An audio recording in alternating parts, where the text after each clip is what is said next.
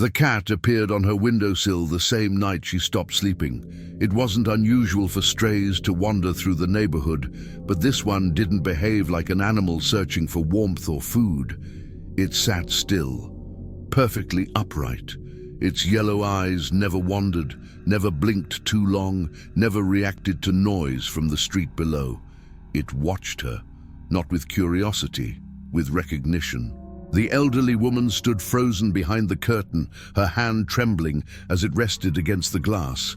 She told herself it was grief playing tricks on her mind, that loneliness reshapes memories, that widows imagine patterns where none exist. But the cat tilted its head in a way she hadn't seen in decades, a small, almost impatient movement, the same gesture her husband used to make when she took too long to answer a question. Her breath caught. She stepped closer, heart pounding, and whispered a name she hadn't said out loud since the funeral. The cat didn't run, it didn't flinch.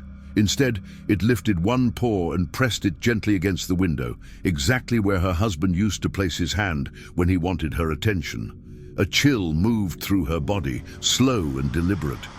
This wasn't fear. It was familiarity. Over the following nights, the cat returned at the same hour, always silent, always watching, always positioned where her husband used to stand when he came home late, checking if she was awake. She began leaving the window open. The cat never entered. It simply sat there, as if respecting a boundary she didn't remember setting. Neighbors dismissed it as coincidence, a harmless stray, a projection of grief. But the woman knew something had changed the night the cat appeared, because grief doesn't answer back. And someone was waiting for her to notice. Before this story continues, subscribe to Borrowed Bodies. This channel explores stories where loved ones return in forms no one expects, not to frighten, but to finish something left unresolved. And as you listen, leave a comment telling us where you're watching from. These stories travel far, and it matters to know who they reach. This is not a story about superstition. It's about pattern. After her husband died, the elderly woman learned how silence reorganizes a life. Objects stayed where he left them. Habits persisted without purpose. Grief didn't shout, it settled. It moved in quietly and rearranged the hours. She told herself she was adapting. Then the cat appeared.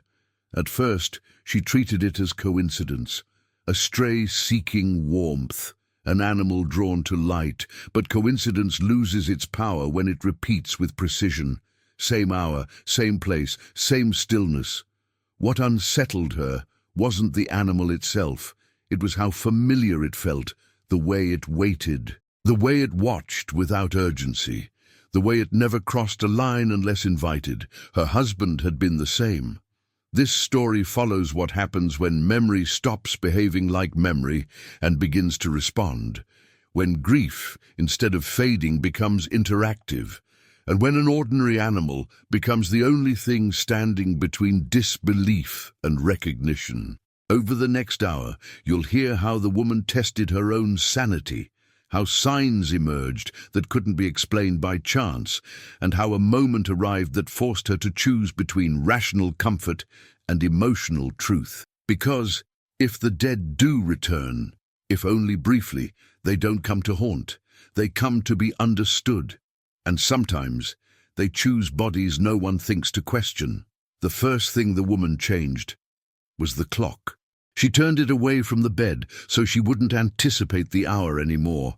If she didn't know the time, she told herself, she wouldn't look for the cat. She wouldn't wait. She wouldn't build expectation into something that could still be coincidence. It didn't work. Her body knew the hour anyway. She would wake with a shallow breath, the same way she used to when her husband came home late from work. Not fear, alertness, a quiet readiness. She would sit up before she realized she was doing it, eyes already drifting toward the window, and there it was, always in the same spot, balanced on the narrow ledge like it had practiced the position for years. The cat's fur was dark gray, nearly blending with the night, except for a lighter patch at its throat shaped like a narrow triangle.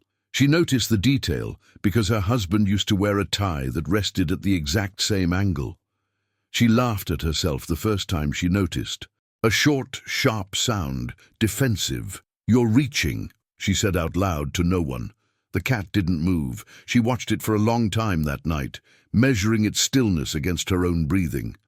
Most animals shifted, flicked tails, reacted to passing cars. This one remained fixed, eyes following only her. When she stepped away from the window, the cat's head turned. When she returned, it faced forward again. The next day she mentioned it casually to her neighbor while collecting mail. She described the cat without embellishment, waiting for reassurance. "Oh, that one?" the neighbor said. "It's been around for a while, comes and goes, probably belongs to someone a few blocks over." That explanation should have been enough, but it didn't account for timing, or posture, or why the cat never approached anyone else. That evening she tried something deliberate. She turned off the bedroom light and waited in the dark. The hour passed. Nothing appeared. Her chest tightened with disappointment before she could stop it. She told herself that proved the point, that she had been projecting meaning onto randomness. Then she moved. The floorboard near the window creaked, the same board her husband always avoided stepping on. He used to complain it announced him when he was trying to be quiet. The moment the sound carried, the cat emerged from the shadow below the ledge and climbed up into view. Not startled, not cautious, responsive. Her pulse thudded in her ears. She stepped closer to the glass, moving slowly, deliberately. The cat mirrored the motion by leaning forward, its nose nearly touching the pane. "Stop," she whispered, not to the cat, to herself. She needed to test this properly. The next night she changed the routine again. She slept on the couch instead of the bedroom. She left the bedroom window dark and closed. If the cat was responding to light or habit, it wouldn't appear. She woke just before dawn, stiff and confused, and walked into the bedroom on impulse. The cat was there, sitting patiently in the dark, eyes catching the faintest trace of streetlight. It hadn't needed an invitation. Something in her shifted then. Not fear, not wonder, recognition. She found herself speaking to it without deciding to. "You hated when I slept on the couch," she said quietly. "You said it made the house feel empty." The cat blinked once, slowly. The way her husband used to blink when he was thinking, not reacting. Her hands trembled as she reached for the window latch. The metal felt colder than usual. She hesitated, suddenly aware of the line she was about to cross. Not the glass. The idea. If she opened the window, she couldn't pretend this was observation anymore. It would be engagement. She lifted the latch anyway. The window slid open with a soft scrape. Night air filled the room. The cat didn't move. It didn't try to enter. It simply waited, gaze steady, body still angled toward her. "Come in," she said before she could reconsider. The cat stayed where it was. Of course it did. Her husband had always waited for her to repeat herself. She felt a laugh rise in her throat and pressed a hand to her mouth. Tears followed immediately, not dramatic, not overwhelming, just steady. "I know," she whispered. "You never liked being rushed." She left the window open all night. The cat never crossed the threshold. In the morning, she found something on the windowsill that hadn't been there before. A small brass button. She recognized it instantly. It had come from her husband's coat, the one he wore for nearly 20 years, the one she'd donated after his death, because seeing it in the closet felt unbearable. The button had been loose for years. He always said he'd fix it. She picked it up with careful fingers, heart pounding. There was no explanation that fit, not one that respected chance. She sat on the bed and held the button in her palm until it warmed, memories rising uninvited. The coat, the weight of it, the way he used to pat his pockets before leaving the house. The cat watched from the ledge until the sun climbed high enough to wash its eyes of reflection. Then it stood, paused, and looked back at her once before stepping down out of sight. She spent the rest of the day in a careful daze, moving through her routines with a new awareness. Grief had changed shape. It was no longer a closed circle. It had an opening. That night she placed the button on the windowsill before going to bed. The cat arrived early, and for the first time it lowered its head. A gesture she hadn't seen since the hospital room.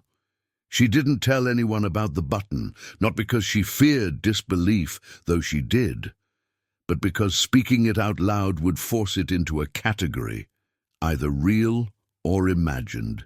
And she wasn't ready to watch someone else try to file her grief into a neat drawer. Instead, she created tests, quiet ones. The next evening, she moved everything on the windowsill. The small ceramic bird, the folded tissue box, the framed photo of her husband she had once kept there and later shoved into a drawer because it hurt too much to see his face in the morning. She wiped the sill clean until it looked unfamiliar.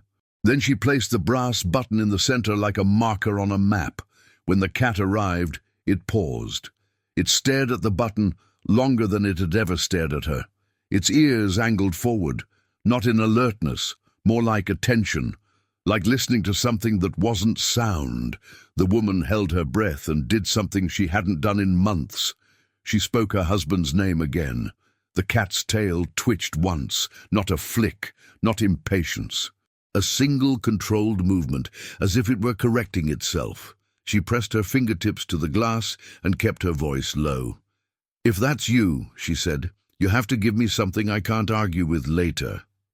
The cat looked up at her, and for a moment she felt embarrassed, like she'd just begged an animal for proof. Then it lifted one paw and gently tapped the brass button.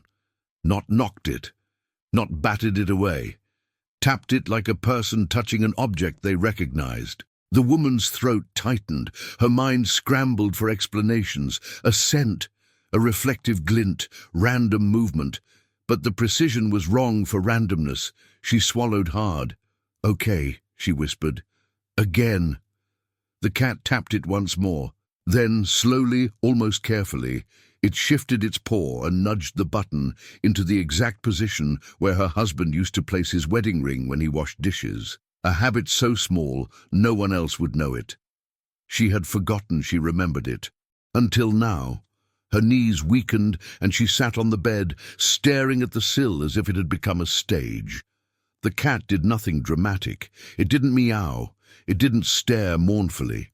It simply watched her, as if waiting for her to catch up. She did the only thing her mind could handle. She tested again. The next day she visited the thrift store where she had donated her husband's coat. It was a small place, crowded with racks and mismatched hangers. The smell of old fabric and detergent hit her immediately, and she almost turned around. But she walked the aisles anyway, scanning dark wool coats with a kind of dread. A cashier glanced up. "Looking for something specific?" The woman forced a smile. "A coat. I donated one a while back." The cashier shrugged. "Things go fast." She nodded as if she hadn't already known that. She wasn't really looking for the coat. She was looking for proof that the button shouldn't exist. She left empty-handed. That night she didn't place the button on the sill. She put it in a jewelry box in her dresser drawer and shut it firmly. She told herself she was taking control back. If the cat was a stray with no connection, it wouldn't react. If it was something else, it would. She waited by the bedroom window anyway. Habit was stubborn. So was hope. The cat arrived at the usual hour. It sat on the ledge and stared at the windowsill, then at her, then back at the windowsill. It waited. Minutes passed. The cat didn't leave. It didn't reposition itself. It simply watched her with a stillness that felt like expectation. The woman's heart began to race. She opened the drawer and pulled out the jewelry box. Her hands shook so badly she almost dropped it. She set the brass button back on the sill. The cat's shoulders relaxed in a way so subtle she would have missed it if she hadn't been staring too hard. Then it did something new. It turned its head, slowly, toward the hallway door. The woman followed its gaze, puzzled. The hallway was dark, quiet, but the cat kept looking, unmoving, as if it were waiting for something to appear there. A cold awareness crawled up her spine. Her husband used to look down the hallway like that when he heard something at night. Not fear, just attention. Like his mind was already calculating what the sound meant. The woman's mouth went dry. "What is it?" she whispered. The cat didn't blink. She stood moving carefully. She didn't turn on lights. She didn't want to break whatever this was with glare and noise. She stepped into the hallway, barefoot on the wooden floor. The house felt different, too quiet, as if it were holding its breath with her. She listened. At first, nothing. Then, faintly, something that sounded like a soft scrape. A shift. Not inside the walls, not outside, closer than either. Her mind tried to label it. The house settling, a pipe, the wind, but it didn't fit. The sound came again, slightly louder. From the living room. She paused at the end of the hallway. The living room was dark, lit only by streetlight filtering through the curtains. The furniture looked unfamiliar in shadows. Her own home suddenly felt staged. The scrape came again. She stepped forward, and her foot nudged something on the floor. A picture frame.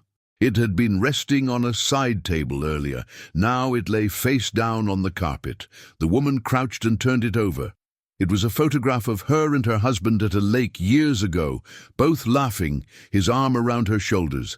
The frame's back had been secured with a strip of tape he'd insisted was temporary for at least 5 years. The tape was torn, not aged, torn recently. She stared at it, breath tight, and slowly looked up. The curtains were moving, though the windows were shut. A thin ripple, like something had brushed past them. The woman stood abruptly, heart slamming. "Hello?" she called, voice cracked. Silence answered. Then behind her, the soft sound of paws. She turned. The cat had left the windowsill, and it was inside the house. Not creeping, not cautious, walking with the quiet assurance of someone who knew every board and corner. It stopped beside her, looked up, and then, without hesitation, walked toward the staircase that led down to the basement door. The woman froze. Her husband hated the basement, not in an irrational way. He just avoided it. He'd said it felt off sometimes, like the air down there carried a memory the rest of the house didn't have. The cat sat at the basement door and stared at the handle, a long, still stare. Then it looked back at her, waiting. The woman's mouth went dry again. She hadn't asked for this. She had asked for proof, and now the proof was leading her somewhere she didn't want to go. She stepped closer, feeling her pulse in her throat. "What are you trying to tell me?" she whispered. The cat didn't move. It lowered its head once, slowly, not like an animal bowing, like a man asking her to trust him. The basement door hadn't been opened in months. The woman knew this because she had stopped going down there after the funeral, not out of superstition, out of exhaustion. The basement had become a container for unfinished decisions, boxes she hadn't sorted, tools she didn't know how to use. Objects that still carried his fingerprints in places she couldn't see, but always felt. The cat sat inches from the handle, unmoving. It didn't scratch, it didn't meow, it waited. The woman stood behind it, her hand hovering near the cold metal. She felt foolish, standing in her own house at night, following an animal toward a place she had avoided out of habit, not fear. And yet fear was there now. Not sharp, anticipatory. She told herself once again that grief was persuasive, that it could borrow logic and wear it convincingly. She reminded herself that cats wandered, that basements held drafts, that houses shifted at night.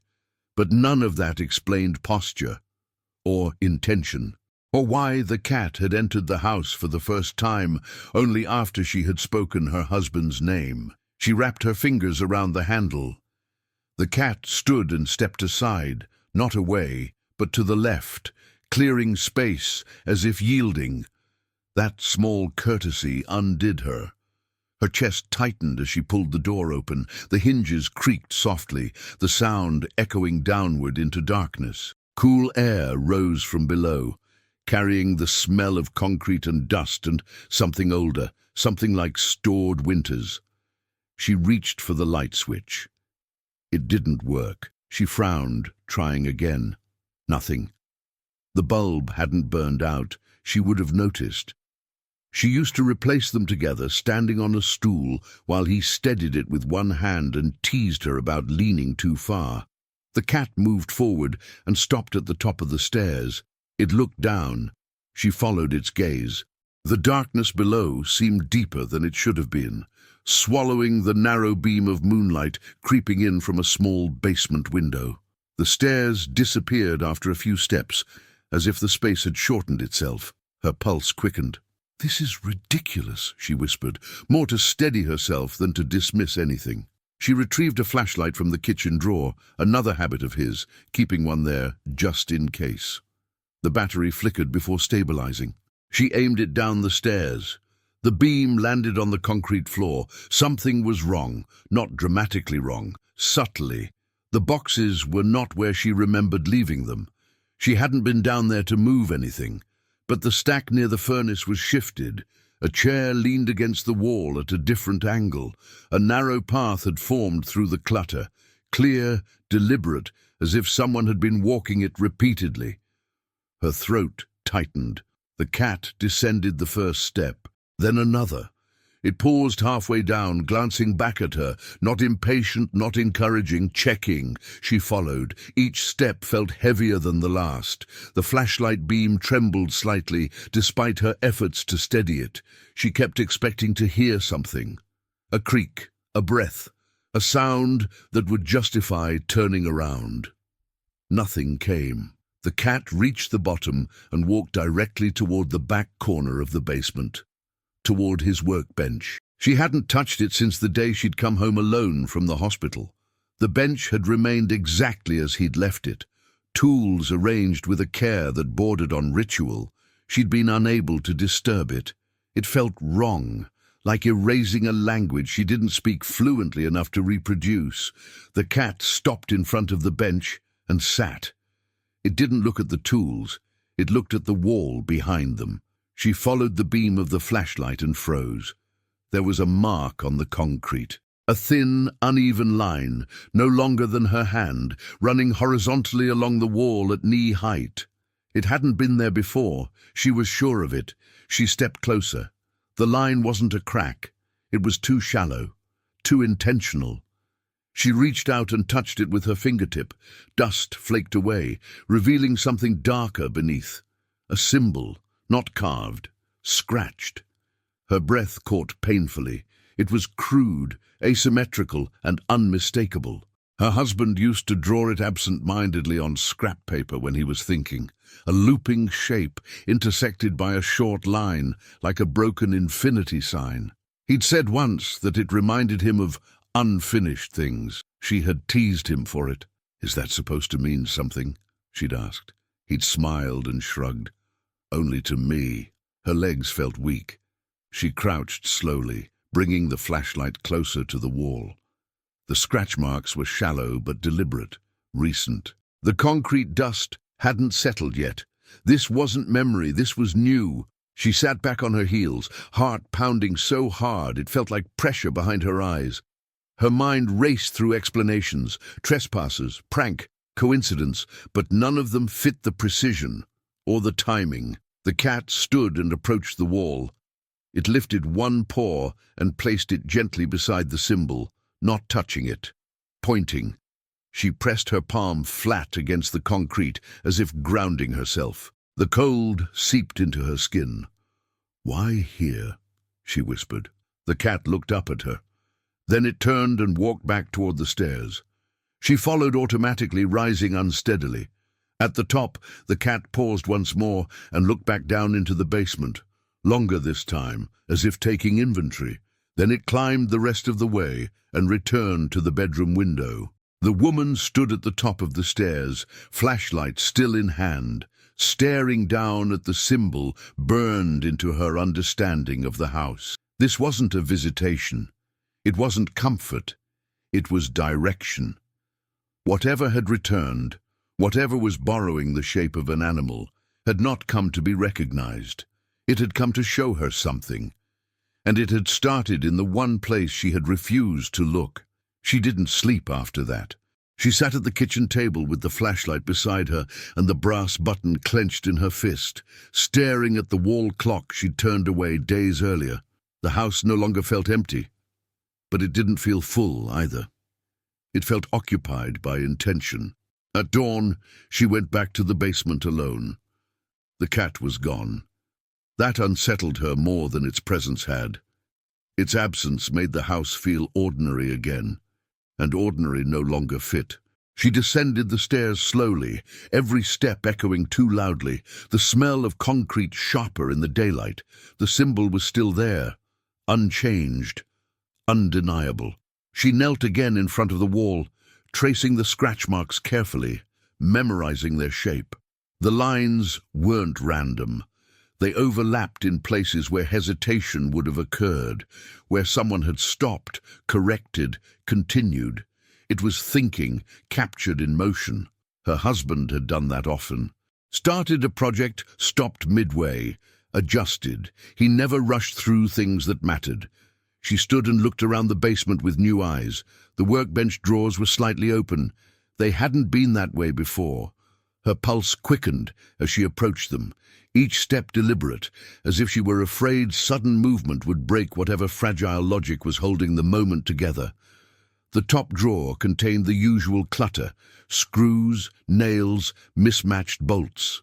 The second held measuring tape, gloves, old receipts. The third drawer stuck halfway, catching slightly as she pulled. Inside was a notebook. She hadn't seen it before. It wasn't hidden exactly, just buried beneath rags and packaging. The cover was worn, edges soft with use. She recognized it instantly. It was his thinking notebook. He'd kept different notebooks for different things. Lists went on yellow pads, reminders on scraps of mail. But when he was trying to understand something, when he was circling a thought he couldn't quite resolve, he used notebooks like this one. She sat on the cold concrete floor and opened it carefully. The first pages were familiar, sketches of small projects, notes in his tight handwriting, grocery lists mixed with half-formed ideas. Then the writing changed. The entries became shorter, more focused. Dates appeared at the top of pages. Questions were underlined. Why does the house feel wrong at night? Not drafts, not noise. Something repeats. Her breath slowed as she read. Several pages later, the symbol appeared. The same looping shape scratched into the wall. Beside it, he'd written, "Feels like a boundary." She turned the page. Not mine. Borrowed. Her heart thudded painfully.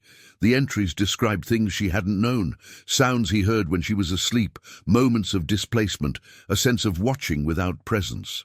He didn't use words like ghost or spirit. He avoided conclusions. He described patterns instead.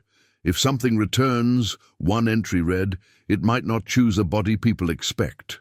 She stopped breathing. Another page. If it comes back incomplete, it may need help finishing. Her hands shook as she turned to the final entry. There was no date, just one line, written carefully, deliberately. If I don't finish this, I will try another way. She closed the notebook slowly. The basement felt colder now, heavier. She stood and scanned the walls again, suddenly aware that the symbol might not be the only one. She moved the flashlight beam methodically, inch by inch. Near the floor, partially obscured by a stack of boxes, she found another mark, fainter, older, a partial symbol, unfinished. Her chest tightened. He hadn't completed whatever he was working on, and now, somehow, he was. The sound of paws on the stairs startled her. She turned quickly, heart leaping into her throat. The cat stood at the top step. It looked smaller in daylight, less imposing, just a grey animal watching her with eyes that reflected understanding, not curiosity. She held up the notebook. "Is this what you wanted me to find?" she asked quietly. The cat didn't move. She flipped to the last page and held it open so the light caught the writing. "If I don't finish this," she read aloud, voice breaking, "I will try another way." The cat descended slowly, each step measured. It stopped beside her and sat. Then, carefully, it placed one paw on the notebook. Her breath hitched. "This isn't goodbye," she whispered. "Is it?" The cat looked at her steadily, then it did something she hadn't seen yet. It closed its eyes, not sleeping, resting. The gesture was intimate, vulnerable, final in a way she couldn't name. She understood then. He hadn't returned to stay. He had returned to finish. She wiped her eyes with the back of her hand and nodded slowly. "Okay," she said. "Show me what's left." The cat stood and walked past her, stopping at the far corner of the basement, where an old storage cabinet sat untouched for years. It paused once at the door. Just once. She crossed the space and opened it. Inside were more notebooks, more symbols, more fragments. A project that had never been shared because it had never been finished, and now, somehow, it was hers to complete. The cat sat beside her as she began sorting through them, its presence steady and quiet, not guiding, witnessing, as if this was the last part it could play. And when she finally looked up hours later, the cat was gone. The basement felt empty again, but the emptiness was different. It wasn't absence, it was completion.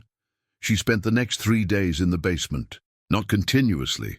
Her body wouldn't allow that, but deliberately. Each visit had a purpose now. The notebooks weren't random thoughts. They were fragments of a process her husband had been mapping quietly, patiently, knowing he might not finish it himself. The first thing she noticed was the order. The notebooks were not arranged by date, but by state. Some pages were restless, ideas jumping, symbols half-formed, margins crowded. Others were calm, almost sparse, as if written after long reflection. Her husband had always organized thoughts this way. He said clarity didn't arrive linearly, it arrived in layers. She laid the notebooks out on the workbench, grouping them by tone rather than time. When she stepped back, a pattern emerged. The symbol appeared most often near passages where he described presence without intrusion, moments where he felt watched but not threatened, where the house felt full without being crowded. One entry stopped her cold. If something wants to stay, it presses. If it wants to help, it waits. She thought of the cat on the windowsill, the way it never entered without invitation, the way it never rushed her. Another entry, written weeks later. "Animals understand boundaries better than we do. They don't mistake attention for ownership." She closed her eyes. He had known. Not in the way people talk about belief or faith, but in the way he recognized patterns early, before language tried to claim them.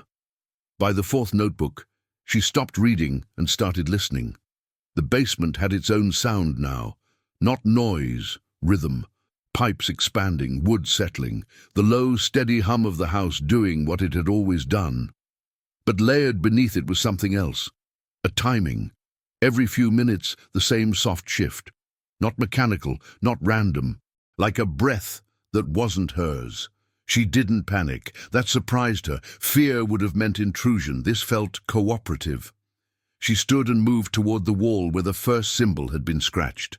She brought chalk from the workbench and traced the lines lightly, following the shape without adding anything.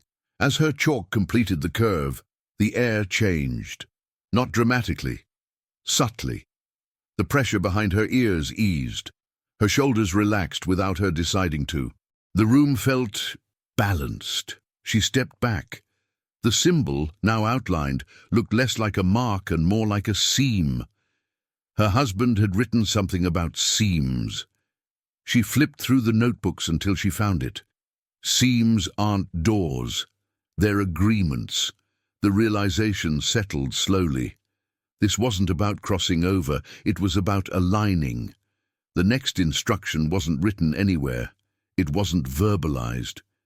It emerged the way habits do, quietly, without explanation. She went upstairs and retrieved the photograph from the living room, the one she'd found on the floor. She carried it back down and placed it on the workbench beside the notebooks. The basement felt warmer, not temperature, presence. She spoke then, not loudly, not formally. "You can rest," she said. The words surprised her. She hadn't planned them. "You finished what you needed to," she continued. I see it now. The air shifted again. This time, unmistakably, she turned. The cat sat at the bottom of the stairs, not watching her, watching the symbol. It looked older somehow, not physically but in posture, as if its body had become heavier to inhabit. She crouched slowly. I understand, she whispered. You didn't come back to stay. You came back to be seen. The cat turned its head and met her gaze. Its eyes weren't reflective now. They were dull, soft, almost tired. She felt a sudden ache, not grief, but release. She reached out and rested her hand on the concrete floor beside it, not touching, offering proximity. The cat closed its eyes. The basement went still, not silent, still. The chalk lines on the wall darkened slightly, as if absorbing light rather than reflecting it. The notebooks rustled faintly, pages shifting without wind. She didn't move. Minutes passed. Then, slowly, the pressure in the room lifted. The breath she hadn't realized she'd been holding escaped her chest. The cat stood. It looked at her one last time, not asking, not confirming, acknowledging. Then it turned and walked back up the stairs. She followed, heart steady now, not racing. At the window, the cat paused. It stepped onto the sill and looked back into the room that had held her grief for so long. For a moment, she thought it might stay. It didn't. It stepped down into the yard and disappeared into the early morning light. The woman stood at the window long after, feeling something she hadn't expected. Completion, not closure. Completion. She returned to the basement once more and erased the chalk lines carefully, leaving the original scratches untouched. They felt historical now, not urgent. She gathered the notebooks into a box and labeled it simply. Finished. When she carried the box upstairs, the house felt different. Not emptier. Lighter. That night, she slept without waiting for the hour. And for the first time since the funeral, she dreamed, not of loss, but of continuity. The sign did not come that night, or the next. For the first time in weeks, the windowsill stayed empty. No quiet shape against the glass, no watching eyes, no familiar weight pressing gently into the hour she had learned to anticipate. She told herself this was how it was supposed to be. Completion, she reminded herself, does not announce itself. It settles. Still, she noticed the absence in small ways. The house no longer held its breath at night. The air moved more freely, as if circulation had been restored to something that had been paused too long. Even the floorboards seemed less deliberate beneath her feet. She began putting the house back together, not restoring it to how it had been, but allowing it to become what it needed to be now. She cleaned the basement fully for the first time since the funeral. Boxes were opened, sorted, released. Tools were wiped down and returned to drawers. The notebooks were placed in a sealed container and stored carefully, not hidden, not displayed. Finished things didn't need guarding. On the fourth morning, something changed. She woke to the sound of wings, not flapping wildly, gliding. The sound passed over the roof and faded, leaving behind a sensation that felt more like memory than noise. She sat up slowly, heart calm. When she reached the kitchen window, she saw it immediately. A small grey feather rested on the sill. Not caught, placed. She picked it up carefully, half expecting it to dissolve under her fingers. It didn't. It was warm from the rising sun, its edges clean and unbroken. She smiled, not with disbelief, but recognition. He had always left things where she would notice them without searching. A note, angled just so. Keys placed at the edge of the table, not the center. He believed signs should be discoverable, not announced. She placed the feather in a shallow dish beside the brass button. Together they made sense. Over the following days, the signs became less specific and more structural. The house behaved better. Doors stopped sticking. The basement light began working again without explanation. The furnace cycled more evenly. Nothing dramatic, but everything aligned. Neighbors noticed it too, though they didn't know why. "You look lighter," one said, "like you've been sleeping." She had, and when she walked past the place where the cat used to sit on the ledge, she didn't feel loss. She felt gratitude. Weeks later, she was sorting through mail when a letter slipped free from the stack and landed at her feet. It was old, misdirected, forwarded late, stamped months ago. Her husband's handwriting marked the front. Not a letter he had sent. One he had never opened. She recognized the return address immediately. A small research archive he'd contacted years earlier while chasing a question she hadn't understood at the time. He had mentioned it once, casually, like something unfinished. Her pulse quickened as she opened it. Inside was a short note and a printed page. The note was formal, brief, apologetic for the delay. The page attached contained a paragraph circled in red ink.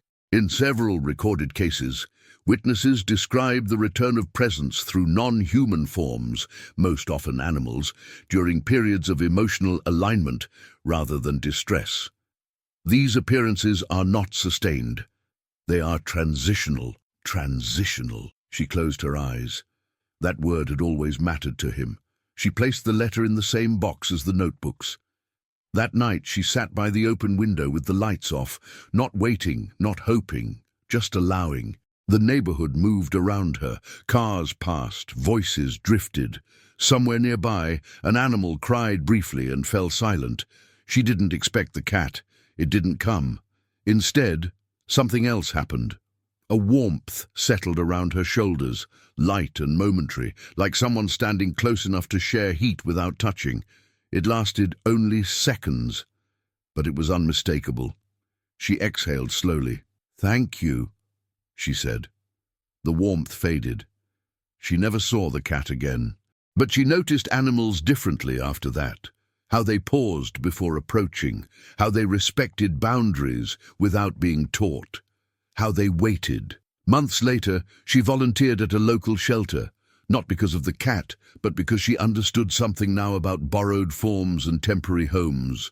She took in an older animal one spring, a quiet dog with tired eyes and careful movements. Not replacement, not continuation, companionship. Sometimes, late at night, she felt the house breathe the way it had during those weeks. Not occupied, not empty, aligned. And when she passed the basement wall, she didn't look for the symbol anymore. She knew where it was. Some things, once finished, didn't need revisiting. They only needed remembering. She didn't plan to tell anyone. The story stayed with her quietly at first, folded into routine like a secret that didn't demand disclosure. It wasn't fear that kept her silent. It was instinct. Some experiences she understood now weren't diminished by disbelief, but they were altered by it, and this one felt precise, finished, closed in a way that didn't need outside interpretation.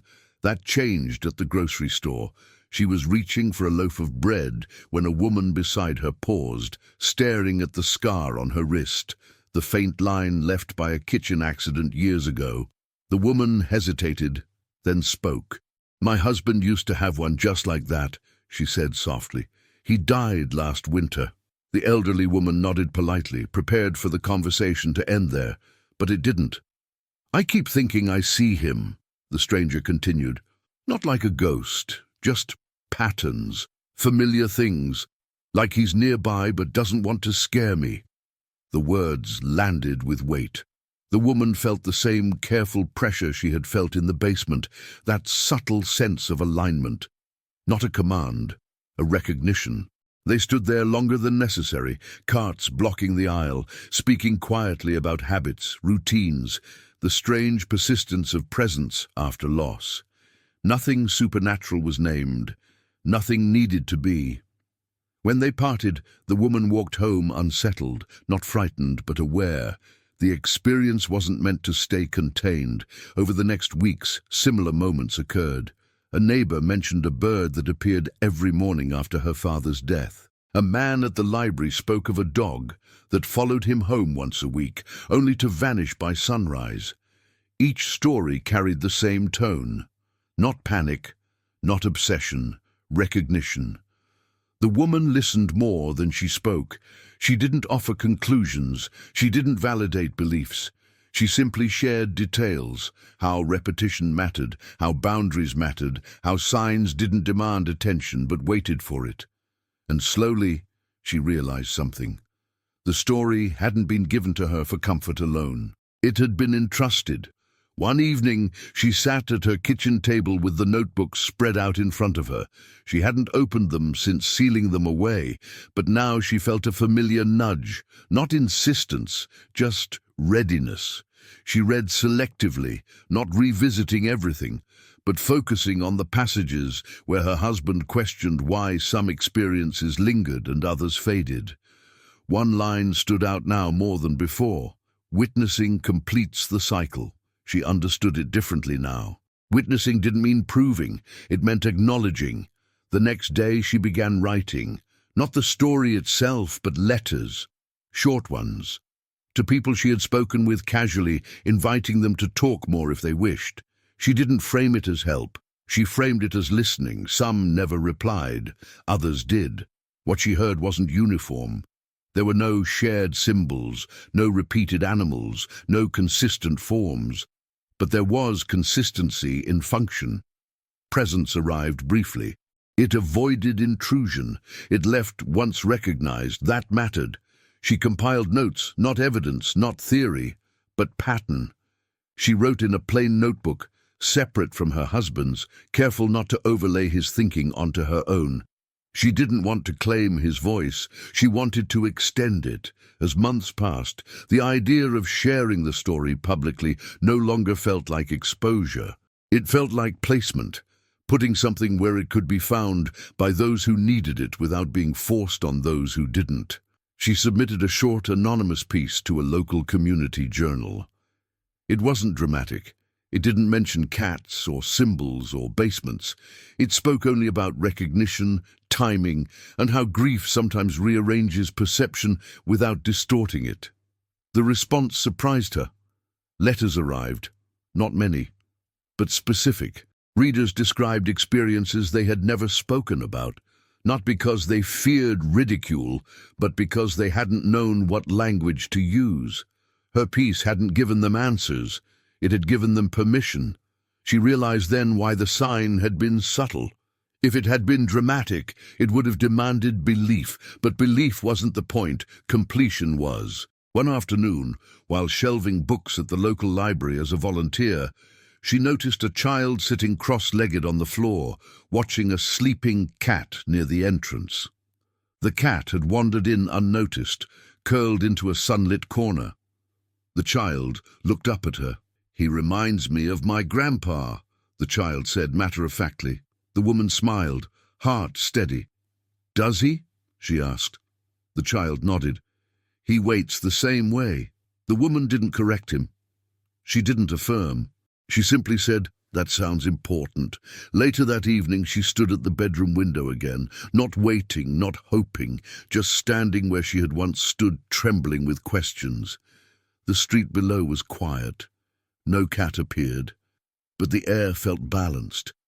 She understood now that borrowed bodies weren't about return. They were about transition, about ensuring something didn't linger unfinished. She closed the window gently and turned off the light. The house settled around her. Not occupied, not empty, complete.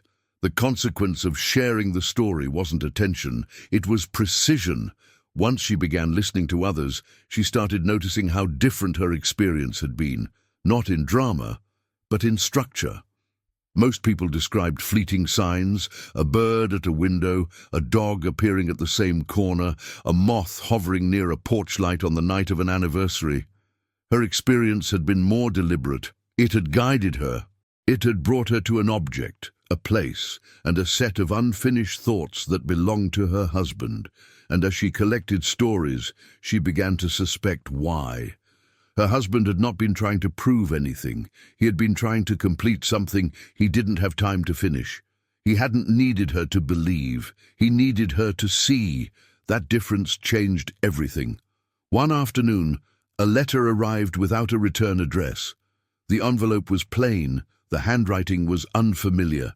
Inside was a single page, neatly folded with a short message. I read what you wrote. I think I know what you're talking about. I need to show you something, but I can't say this out loud to anyone else. There was a phone number.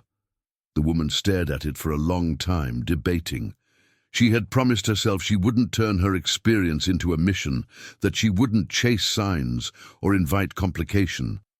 But this didn't feel like chasing. It felt like the same quiet nudge she'd felt before the basement door opened. Readiness, she called.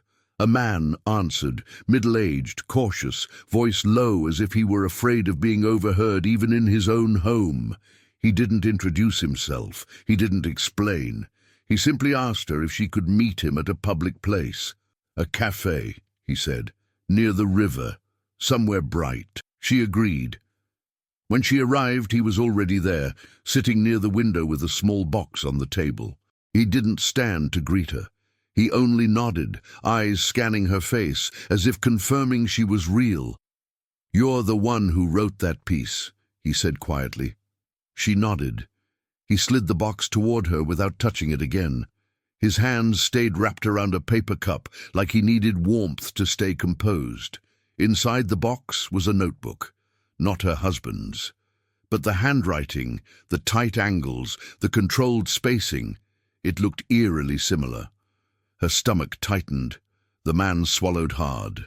"My brother died," he said, 2 years ago. He was brilliant, private, always writing. I thought he was just journaling." He tapped the box.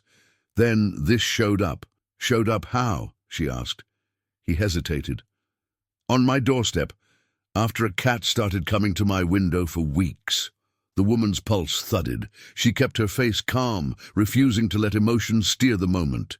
She opened the notebook carefully. The first pages contained observations about patterns, sounds in walls, a sensation of presence at night, a symbol drawn repeatedly. The same symbol, the broken infinity shape. Her fingers went cold. The man watched her closely, his face pale with a mixture of relief and dread. "I didn't want to believe it," he said, "but the notebook describes things I never told anyone. Things only my brother would know." The woman turned pages slowly, reading with careful attention. She recognized the tone more than the content, the controlled doubt, the avoidance of wild claims, the insistence on pattern over interpretation. Her husband had written like that. The man leaned closer. "Does it sound crazy?" The woman looked up. "No," she said softly. "It sounds familiar." His shoulders dropped a fraction, as if he'd been holding them tight for months. She continued reading until she reached a section that made her breath catch. If multiple people experience the same symbol, it may not be personal. It may be structural, a seam in the world, an agreement that some can sense. Animals are better at honoring it. The woman's mouth went dry. This wasn't just grief. This wasn't just private closure. This was a pattern larger than her house. She closed the notebook gently and looked out the cafe window. The river moved slowly, indifferent, reflecting sky like it had nothing to do with any of this. And yet she felt the same subtle shift she'd felt in the basement when she traced the chalk line. Alignment. The man's voice tightened. "So, what do I do with it?" The woman didn't answer immediately. She didn't want to prescribe meaning to someone else's experience, but she understood something now that she hadn't understood before. Her husband had left her his unfinished work. This man's brother had left him the same. 2 separate lives converging on the same symbol. That couldn't be coincidence. It was instruction. She spoke carefully. "You don't chase it," she said. "You don't try to trap it. You don't demand proof. You treat it like a message that arrives when it's ready, and then you finish what they couldn't finish alone." The man stared at her. "Finish what?" She paused. The answer came slowly, not fully formed yet. "A map," she said, "not of the dead, of the boundary between grief and presence, between what lingers and what moves on." He blinked, absorbing it. She continued, "If it's happening to more than one person, then it's not just comfort. It's a pattern that wants to be understood. The man's jaw tightened. And why us? The woman felt a gentle ache. Because we're willing to notice, she said, and because we're willing to finish what they started. When they parted, she walked home under a sky that felt too bright for what she had just learned. The neighborhood looked ordinary. Trees, driveways, mailboxes, but she saw it differently now. Ordinary was not the opposite of extraordinary. It was where extraordinary hid. That night, she returned to the basement wall, flashlight in hand. She didn't touch the symbol, she didn't trace it. She simply stood there and acknowledged it, the way her husband had wanted. Then she whispered words she didn't plan. "You weren't just visiting me," she said. "You were handing me something." The air didn't change dramatically. No lights flickered, no door creaked. But she felt it. A soft, brief warmth at her shoulder, like the world leaning in close enough to say yes. After the cafe meeting, she stopped thinking of the cat as an exception. She began seeing it as an opening, not a miracle, not a haunting. A method, quiet, patient, boundary-aware. A way for something unfinished to cross into the living world without forcing belief, without leaving wreckage behind.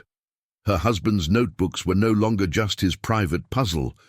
Paired with the other man's notebook, they formed a pattern with edges sharp enough to cut through denial. Two different writers, two different homes, one shared symbol, one shared understanding. Animals weren't chosen for drama, they were chosen for precision. The woman didn't tell the man what to think. She didn't give him a theory. Instead, she proposed something practical. They would compare notes, not to prove anything to outsiders, but to see whether the pattern held under scrutiny.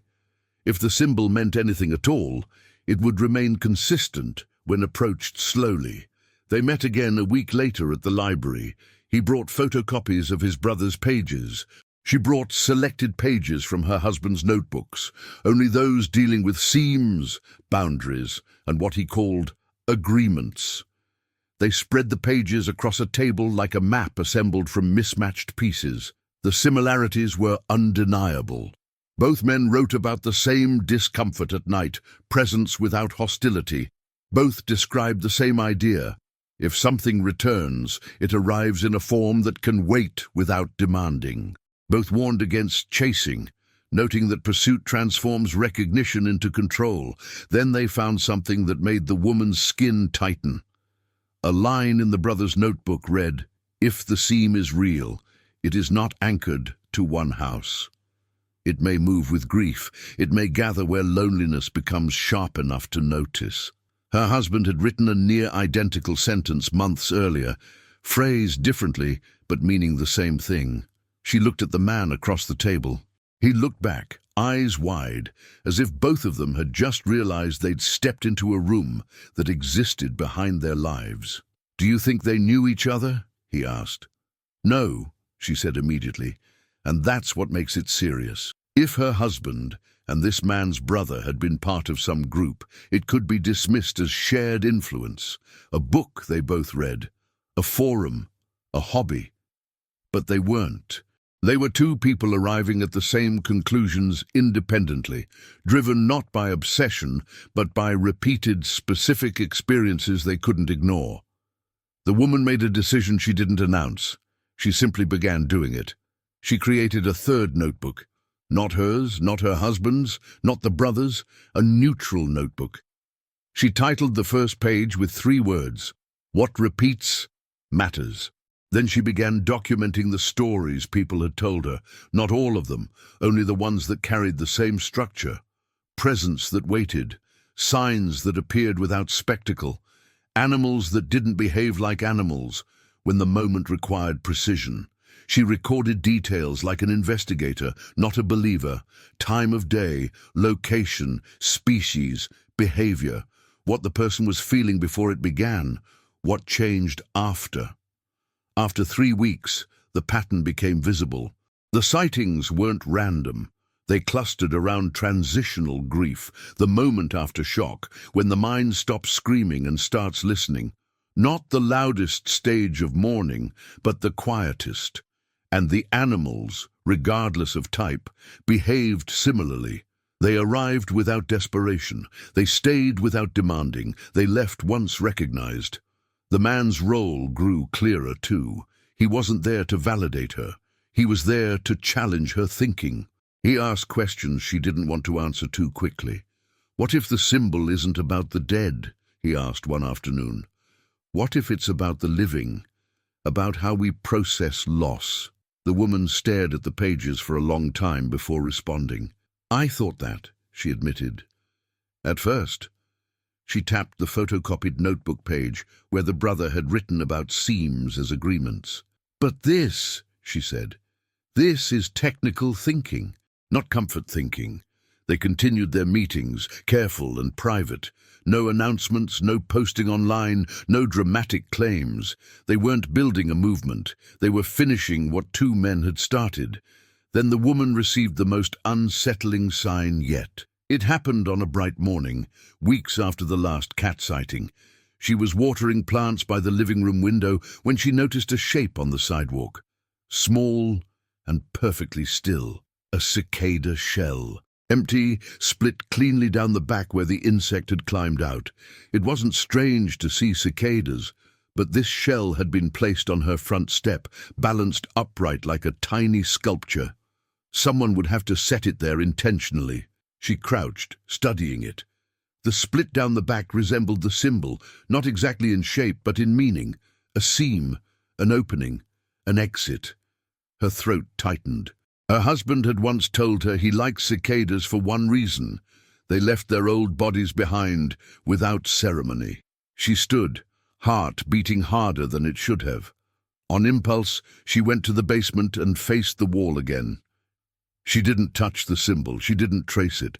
She simply spoke into the space, voice steady. "If this was never just for me," she said, "then tell me what it's for." No wind, no flicker, no movie moment, but the air changed. A subtle pressure shift, like the room had listened and then released. She walked upstairs and found her phone blinking with a voicemail. Unknown number. She played it. A woman's voice, elderly, shaky, controlled. "I don't know who you are," the voice said, "but there's a raccoon that comes to my porch every night. It brings things. It leaves them lined up like someone is trying to spell something. And I heard you might understand." The woman didn't move for several seconds. The man's brother had written one line that suddenly became impossible to ignore. "If the seam is real, it will begin to connect witnesses." This wasn't her imagination getting bolder. This was the pattern expanding. She looked toward the window instinctively, half expecting to see the cat again. Nothing sat there, but she didn't need it. The cat had never been the point. It had been the first thread, and now the fabric was tightening into shape. The voicemail did not frighten her. That was how she knew it mattered. Fear would have meant chaos, too much, too fast, the kind of reaction that clouds judgment. What she felt instead was recognition. The same internal alignment she had felt the night she opened the basement door. The same calm certainty that something unfinished was now asking to be completed. She called the number back. The woman who answered sounded relieved before she even spoke. "I wasn't sure you'd call," the voice said. "I almost deleted the message." "I'm glad you didn't," she replied. They spoke for nearly an hour. The raccoon appeared every night at the same time. It never approached the house. It never scavenged. It placed objects, small, deliberate items on the porch in neat lines. Bottle caps, pebbles, bent keys. Things that looked meaningless until you noticed how intentionally they were arranged. "It waits," the woman said, "like it's expecting me to notice." The listener closed her eyes. Waiting again, the same structure, different form. She asked careful questions, not leading ones, not validating ones, just factual. When did it start? What had happened shortly before? What did the woman feel when she first noticed it? The answer came quietly. "My sister died," the woman said. "We hadn't spoken in years." The pattern held. After the call ended, the listener sat still for a long time. The house was quiet, balanced. It felt like a place where work could be done. She wrote everything down in the third notebook, not as proof, as mapping. By the end of the week, 3 more messages arrived. Different animals, different locations, same restraint, same patience, same exit after recognition. She didn't respond to all of them. She had learned something crucial from her husband's notes. Not every sign wants an audience. Some only want acknowledgement, but a few carried urgency. Not panic, but incompleteness. Like threads pulled too tight, waiting to be tied off. Those were the ones she followed. She traveled sparingly, met people in public places, asked permission before hearing details, never imposed interpretation, and slowly she understood the final shape of what her husband had been working toward. This was not reincarnation. It was not possession. It was continuity. A brief borrowing of form when language was insufficient, when memory alone could not finish what emotion had started. Animals were not vessels. They were interfaces, bodies capable of presence without narrative, without argument. They did not explain. They demonstrated. The woman realized then why the symbol mattered. It was not a mark of return. It was a mark of release. Each story ended the same way: recognition, completion, departure. No exceptions. Even the raccoons stopped appearing after the woman finally said her sister's name out loud and acknowledged what had been left unsaid between them. The porch stayed empty. The objects never returned. One night, months later, the listener stood by her window again, not because she expected anything, but because it felt appropriate. The moon hung low. The street was quiet. She felt the familiar warmth at her shoulder, lighter now, almost ceremonial. She didn't turn. She didn't need to. "I did it," she said softly. "I finished what you started." The warmth lingered for a second longer than usual. Then it was gone, not faded, gone. The difference mattered. The next morning she sealed the notebooks, hers, her husband's, and the brothers' copies, into a single archive. She didn't hide it. She labeled it clearly, on transitional presence. She donated it to a university library under a condition: it could not be published, only studied. Quietly, slowly, without spectacle. Some knowledge doesn't survive being shouted. Years later she would hear rumors, scholars referencing odd patterns, psychologists debating symbolic cognition, ethologists quietly acknowledging that animal behavior around grief was more complex than previously understood. She never corrected them. She didn't need credit. The work was done. On the anniversary of her husband's death, she returned to the basement one final time. The symbol on the wall had faded naturally, softened by time and air. It no longer felt active. It felt historical. She placed the brass button and the feather together in a small wooden box and closed it. Not preserved, retired. That night she slept deeply. No dreams, no signs, just rest.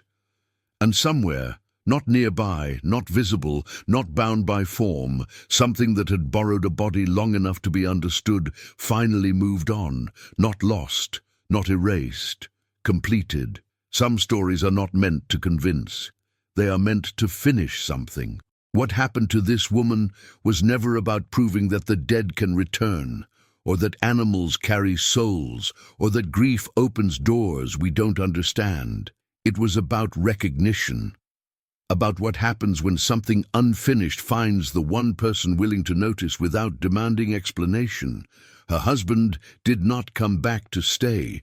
He did not come back to be seen. He came back to complete a process that required patience, restraint, and a witness who would not rush to name it. Borrowed bodies are not vessels of spectacle. They are moments of alignment, brief, precise, and intentional. They appear where grief has softened into awareness and leave once acknowledgement replaces confusion. That is why they do not announce themselves. That is why they do not linger, and that is why most people never notice them at all. This channel exists for those rare moments when presence chooses subtlety over force and meaning over fear. Stories where the boundary between life and death does not shatter, but flexes just enough to allow something unresolved to pass through. If this story stayed with you, subscribe to Borrowed Bodies. And before you leave, tell us in the comments, where are you watching from? Because these stories travel quietly, and it matters to know who they reach. Some endings are loud. This one was complete.